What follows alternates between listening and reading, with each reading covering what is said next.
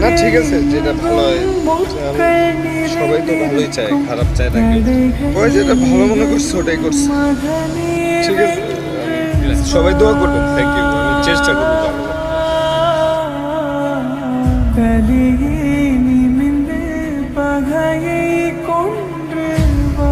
বাংলাদেশে একটা প্লেয়ারই আছে তাসকিন আহমেদ, সে দেশের জন্য খেলেন, টাকার জন্য খেলেন না, তার ক্যারিয়ারের জন্য খেলেন। পরিশ্রম সৌভাগ্যের চাবিকাঠি, সেই কথাটি বাস্তবেই প্রমাণ করেছেন বাংলাদেশের পেসার তাসকিন আহমেদ। নিজের ফিটনেস ও বোলিং নিয়ে করেছেন কঠোর পরিশ্রম। ফিটনেস লেভেল ঠিক রাখতে নিয়মিত জিমে ঘাম ছড়িয়েছেন এই কোটি তারকা।